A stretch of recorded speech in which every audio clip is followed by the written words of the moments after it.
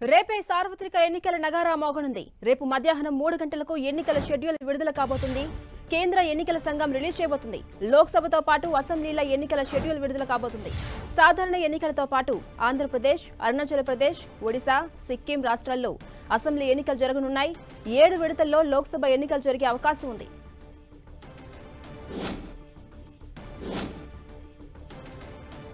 ఇదే అంశంపై మరింత సమాచారం మా ప్రతినిధి ఢిల్లీ నుంచి గోపి అందిస్తారు. గోపి, కేంద్ర ఎన్నికల సంఘం రేపు మధ్యాహ్నం 3 గంటలకి సార్వత్రిక ఎన్నికలకు సంబంధించిన షెడ్యూల్ ని ప్రకటించబోతోంది. 18వ లోక్సభకు సంబంధించిన ఎన్నికల నిర్వహణ, అలాగే వివిధ రాష్ట్రాల అసెంబ్లీ ఎన్నికలకు సంబంధించిన షెడ్యూల్ ని ప్రకటించబోతున్నారు. ఆంధ్రప్రదేశ్, అలాగే ఒడిశా, సిక్కిం, అరుణాచల్ ప్రదేశ్ ఈ రాష్ట్రాలకు సంబంధించి అసెంబ్లీ ఎన్నికలు కూడా జరగబోతున్నాయి. సో వీటికి సంబంధించిన షెడ్యూల్ ని విడుదల చేయబోతున్నారు. 7 నుంచి 8 ఫేజుల్లో ఈ ఎన్నికల ముఖ్యంగా నిర్వహణ ఉండే అవకాశం కనిపిస్తుంది. ఇప్పటికే దేశవ్యాప్తంగా కూడా పర్యటించి ఆయా రాష్ట్రాల్లో ఉన్న పరిస్థితులు, ఎన్నికల నిర్వహణకున్న సన్నద్ధత, అలాగే రాజకీయ పార్టీల నుంచి అభిప్రాయాలు, ఎన్నికల సంఘం అధికారుల నుంచి అభిప్రాయాలను తీసుకుని అన్ని రకాల ఏర్పాట్లను కూడా పూర్తి చేయడం జరిగింది. ఈవీఎం, వివిప్యాట్ యంత్రాలతోనే ఈసారి ఎలక్షన్స్ జరగబోతున్నాయి. సో 17వ లోక్సభ పదవీకాలం ప్రస్తుతం జూన్ 16వ తేదీకి ముగియబోతోంది. అలాగే వివిధ రాష్ట్రాల అసెంబ్లీ పదవీకాలం కూడా ముగియబోతోంది. సో రేపు మధ్యాహ్నం 3 గంటలకి కేంద్ర ఎన్నికల ప్రధాన కమిషనర్ రాజీవ్ కుమార్ తో పాటుగా ముఖ్యంగా జ్ఞానేష్ కుమార్, అలాగే సంధు, నిన్న ఎన్నికల కమిషనర్లుగా నియామకమైన 2 కమిషనర్లు, అలాగే ఎన్నికల ప్రధాన కమిషనర్ రాజీవ్ కుమార్ ముగ్గురు కలిసి విజ్ఞాన్ భవన్ వేదికగా ఈ ఎన్నికల షెడ్యూల్ ని ప్రకటించబోతున్నారు. రేపు ఎన్నికల షెడ్యూల్ ప్రకటన అనంతరం ఎన్నికల కోడ్ మరుక్షణం అమల్లోకి వస్తుంది. సో ఎటువంటి ప్రజలకి అనుకూలంగా ఉండే నిర్ణయాలు, ప్రజల్ని ప్రలోభ పెట్టే నిర్ణయాలను కూడా ఆయా రాష్ట్ర ప్రభుత్వాలు తీసుకోవడానికి వీలుండదు. ఎన్నికల కోడ్ అమల్లోకి వస్తుంది కాబట్టి పూర్తిగా ఎన్నికలు పూర్తయ్యేంత వరకు కూడా అన్ని అధికారాలు కూడా ఎలక్షన్ కమిషన్ చేతిలోనే ఉంటాయి. సో ఖచ్చితంగా రేపటి నుంచి ఎన్నికల కోడ్ సమర్థవంతంగా అమలవుతుంది. ఈసారి ఎన్నికల్ని పారదర్శకంగా, శాంతియుతంగా నిర్వహించేందుకు అన్ని రకాల ఏర్పాట్లు చేశామని చెప్పి కూడా ఎన్నికల కమిషనర్ ఇప్పటికే చెప్పడం జరిగింది. సో చాలా పెద్ద కసరత్తు ఇది. భారతదేశంలో 130 కోట్ల మంది ప్రజానీకం ఉన్న దేశంలో సుమారు 98 కోట్ల వరకు కూడా ఓటర్లు ఉన్నారు. ఓటు హక్కు కలిగి 18 ఏళ్ల పైబడిన వాళ్ళు, ముసలి వాళ్ళ వరకు కూడా ఉన్నారు. సో ఈసారి ఎన్నికల కమిషన్ ఎన్ని విడతల్లో ఎన్నికలు నిర్వహించబోతోంది? గతంలో ముఖ్యంగా 7 విడతల్లో 2019కి సంబంధించిన సార్వత్రిక ఎన్నికలు 7 విడతల్లో నిర్వహించారు. అప్పుడు మార్చి 10న షెడ్యూల్ విడుదలైంది. ఏప్రిల్ 11 నుంచి మే 19 వరకు ఎలక్షన్ జరిగాయి. మే 23న ఫలితాలు వచ్చాయి. సో ఈసారి ఎన్ని ఫేజుల్లో జరగబోతుంది ఎలక్షన్ అనేది రేపు స్పష్టత రాబోతోంది. ఆంధ్రప్రదేశ్కి సంబంధించి 25 లోక్సభ, అలాగే 175 లోక్సభ, అలాగే 175 అసెంబ్లీ స్థానాలకు సంబంధించి ఒకే ఫేజ్ లో ఎలక్షన్ జరిగే అవకాశం ఉంటుంది. 2019లో ఫస్ట్ ఫేజ్ లోనే ఎలక్షన్ జరగడం జరిగింది. సో ఈసారి ఏ ఫేజ్ లో ఎలక్షన్ జరగబోతోంది? ప్రస్తుతం ఇప్పటికే అభ్యర్థుల్ని ప్రధాన పార్టీలన్నీ కూడా ప్రకటించడం జరిగింది. ఎన్నికల ప్రచారాల్లో ముమ్మరంగా పాల్గొంటున్న పరిస్థితి ఉంది కాబట్టి సో ఏపీలో ఒకే విడతలో ఎలక్షన్స్ ఉండే అవకాశం ఉంది. ఏపీ అండ్ తెలంగాణలో ఒకే రోజులో ఒకే విడతలో ఎలక్షన్స్, ఏపీకి సంబంధించి లోక్సభ, అలాగే అసెంబ్లీ, అలాగే తెలంగాణకు సంబంధించి 17 లోక్సభ స్థానాల్లో ఒకే రోజు ఎలక్షన్ జరిగే అవకాశం కనిపిస్తోంది. అయితే గోపి, ఏపీ ఎన్నికలు ఏ ఫేజ్ లో జరిగే అవకాశం ఉంది? 2019లో ఫస్ట్ ఫేజ్ లోనే ఏప్రిల్ 11న అప్పుడు ఏపీలో ఎలక్షన్స్ జరిగాయి. సో ఇప్పుడు కూడా అసెంబ్లీ టెన్యూర్ కూడా ముగియ వస్తోంది, పదవీ కాలం కూడా. సో ఫస్ట్ ఫేజ్ ఫస్ట్ 3 ఫేజుల్లోనే ఏపీకి సంబంధించిన ఎలక్షన్ కూడా ఉండే అవకాశం కనిపిస్తోంది. గతసారి కంటే ఈసారి 6 రోజులు ఆలస్యంగా ఎన్నికల షెడ్యూల్ ని ఎన్నికల సంఘం ప్రకటించబోతోంది. 2019లో 17వ లోక్సభ, అలాగే వివిధ రాష్ట్రాల అసెంబ్లీ ఎన్నికలకు సంబంధించిన షెడ్యూల్ మార్చి 10నే ప్రకటించారు. ఈసారి 6 రోజులు ఆలస్యంగా మార్చి 16వ తేదీన ఎన్నికల షెడ్యూల్ ప్రకటించబోతోంది ఎన్నికల సంఘం కాబట్టి. సో ఖచ్చితంగా ఫస్ట్ ఫేజెస్ లోనే ఏపీకి సంబంధించి కూడా షెడ్యూల్, ఎన్నికల నిర్వహణకు సంబంధించిన తేదీ ఉండే అవకాశం ఉంది. అది ఏప్రిల్లోనే ఎన్నికలు జరిగే అవకాశం కనిపిస్తోంది. మరో నెల రోజుల్లోనే ఇటు ఏపీలో అసెంబ్లీ అండ్ లోక్సభ ఎలక్షన్స్ జరిగే అవకాశం ఉంది. ఇటు బీహార్, యూపీ, జార్ఖండ్, జమ్మూ కాశ్మీర్ ఇటువంటి పెద్ద రాష్ట్రాలు, అలాగే సమస్యాత్మక ప్రాంతాలున్న రాష్ట్రాల్లో మాత్రం విడతల వారీగా ఫేజెస్ వైజ్ గా గతంలో బీహార్లో 7 ఫేజెస్లో ఎలక్షన్స్ జరిగాయి లోక్సభకు సంబంధించి. అలాగే జమ్మూ కాశ్మీర్లో కూడా తక్కువ లోక్సభ స్థానాలే ఉన్నా కూడా 5 నుంచి 6 ఫేజెస్లో ఎలక్షన్స్ జరిగిన పరిస్థితి ఉంది. జార్ఖండ్లో అలాగే అస్సాంలో ఇటువంటి రాష్ట్రాల్లో ముఖ్యంగా ఎక్కువ ఫేజెస్లో ఎలక్షన్స్ జరిగిన పరిస్థితి ఉంది.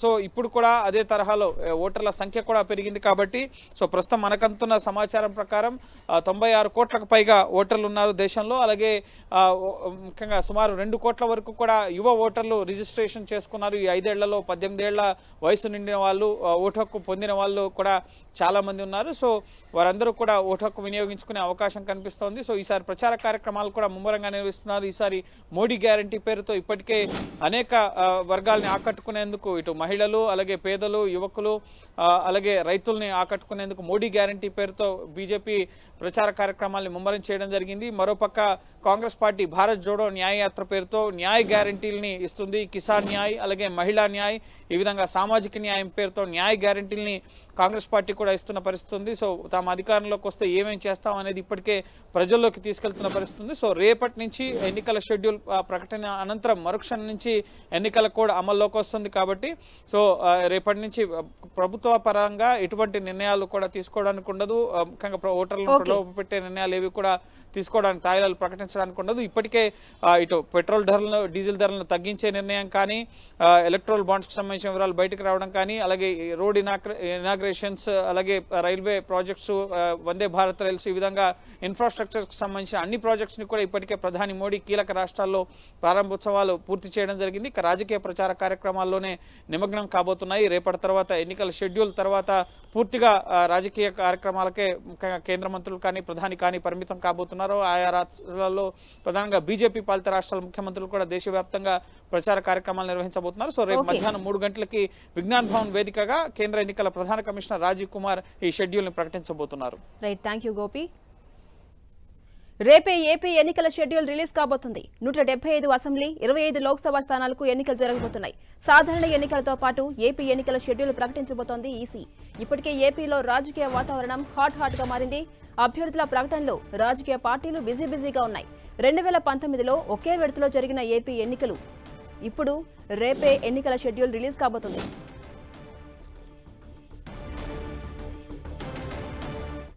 ఇదే అంశంపై మరింత సమాచారం మా ప్రతినిధి జయరాజ్ అందిస్తారు. జయరాజ్, ఎన్నికల షెడ్యూల్ రేపు రిలీజ్ కాబోతుంది.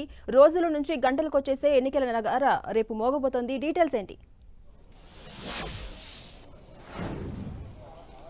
ఝాన్సీ రాణి, ఎన్నికల ప్రకటనకి ముహూర్తం ఖరారైంది. రేపు మధ్యాహ్నం ఎన్నికల తేదీని ఎన్నికల కేంద్ర ఎన్నికల సంఘం ప్రకటించబోతుంది. దీంతో ఇప్పటికే అన్ని రాజకీయ పార్టీలతో పాటు అధికార యంత్రాంగం కూడా దీనికోసం ఎదురు చూస్తున్నటువంటి పరిస్థితి.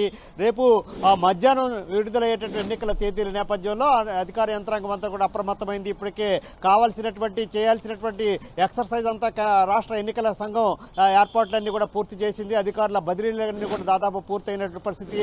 రేపు మధ్యాహ్నం ఎన్నికల తేదీల ప్రకటన తర్వాత ఎన్నికల కోడ్ అది అమల్లోకి వస్తుంది అధికారికంగా. ఇప్పటికే దాదాపు అధికార యంత్రాంగం దశల వారీగా కీలకమైనటువంటి సమావేశాలు నిర్వహించింది. అన్ని శాఖలు కూడా అప్రమత్తం చేసినటువంటి పరిస్థితి. రెవెన్యూ, పోలీస్, ఇంటెలిజెన్స్ దాదాపు అన్ని యంత్రాంగం కూడా దీనికోసం కసరత్తు అయితే మొత్తం కూడా పూర్తయినటువంటి పరిస్థితి. మరొక వైపు గతంలో ఎన్నడూ లేని విధంగా అన్ని రాజకీయ పార్టీలు కూడా ఈసారి జరగబోతున్నటువంటి ఎన్నికల్ని అత్యంత ప్రామాణికంగా ప్రతిష్టాత్మకంగా తీసుకున్నటువంటి పరిస్థితి. ఇప్పటికే అన్ని పార్టీలు ప్రధానమైన పార్టీలన్నీ కూడా అభ్యర్థుల ఎంపిక సంబంధించి ఎన్నికలకి చాలా రోజుల ముందు నుంచే ఎంత ఎక్సర్సైజ్ చేస్తున్నటువంటి పరిస్థితి. దాదాపు గెలిపే లక్ష్యంగా అభ్యర్థుల ఎంపిక, ఎక్కడ కూడా రాజీ పడకుండా గెలవగలరు అనేటటువంటి అభ్యర్థుల మాత్రమే ఎంపిక చేసి ఎన్నికల బరిలోకి దించబోతున్నటువంటి పరిస్థితి ఉంది. ఎన్నికలకి నెల 40 రోజులకు పైగా ముందు నుంచే కూడా ఎక్సర్సైజ్ అంతా కూడా ఎన్నికల కోసం ఆయా రాజకీయ ప్రధానమైన పార్టీలన్నీ కూడా పూర్తి చేసి ముందుగా అధికార పార్టీ వైసీపీ దాదాపు 175 స్థానాల్లో అభ్యర్థులందరూ కూడా దాదాపుగా ఎక్సర్సైజ్ అంతా కూడా పూర్తి చేసింది. అదేవిధంగా 25 పార్లమెంటు స్థానాలకు సంబంధించిన అభ్యర్థుల ఎంపిక కూడా దాదాపు కూడా పూర్తయింది. అధికారికంగా రేపు ఇడుపులపాయలో వైఎస్ఆర్ ఘాట్ దగ్గర ముఖ్యమంత్రి పార్టీ అధినేత వైఎస్ జగన్మోహన్ రెడ్డి ప్రకటించబోతా ఉన్నారు. దీనికి సంబంధించి కూడా అనేక రకాల సర్వేల ఆధారంగా వచ్చే ఎన్నికల్లో కూడా పూర్తి స్థాయిలో గెలిపే అత్యధిక మెజారిటీతో గెలుపొందాలి, ప్రభుత్వాన్ని స్థాపించాలనేటటువంటి లక్ష్యంతో మొత్తం కూడా దాదాపు ఎక్సర్సైజ్ అంతా కూడా అభ్యర్థుల ఎంపిక ప్రక్రియలో ఒక కొత్త పరిణామాన్ని చోటు చేసుకుంది. దాదాపు 80 స్థానాలకు పైగా మార్పులు చేర్పులు చేశారు. నియోజకవర్గంలో రాష్ట్రంలో రాజకీయ చరిత్రలో గతంలో ఎన్నడూ లేని విధంగా అభ్యర్థుల్ని నియోజకవర్గాలకు వైపుగా మార్పులు చేర్పులు చేయడం అనేది గత ఎన్నడూ కూడా లేనటువంటి ఒక సరికొత్త ప్రక్రియ, సరికొత్త ఒక ప్రమాణాలకు దారితీసే విధంగా దాదాపు 80 స్థానాల్లో అభ్యర్థుల మార్పులు చేర్పులు ప్రక్రియను వైసీపీ చేపట్టి ఒక కొత్త సాహసోపేతమైన నిర్ణయాన్ని తీసుకుంది. దీని ఫలితాల కోసం ఎదురు చూసేటటువంటి పరిస్థితి. అదేవిధంగా దాదాపు ఎంపీ స్థానాలు కూడా 25 ఎంపీ స్థానాలు ఉంటే వాటిలో 6 మాత్రమే పాత అభ్యర్థులు ఇప్పటి వరకు ఉన్నారు. మిగతా అన్ని స్థానాల్లో కూడా కొత్త అభ్యర్థిని నిలబెట్టడానికి అధికార పార్టీ పూర్తి చేస్తుంది. టీడీపీ అదేవిధంగా జనసేన కూటమి, బీజేపీ కూటమి కూడా అభ్యర్థులందరూ కూడా ప్రకటించడానికి ఇప్పటికే కొంతమంది అభ్యర్థులు ప్రకటించి 3వ లిస్టు కూడా ప్రకటించడానికి సిద్ధంగా ఉంది. Right, thank you Jayaraj.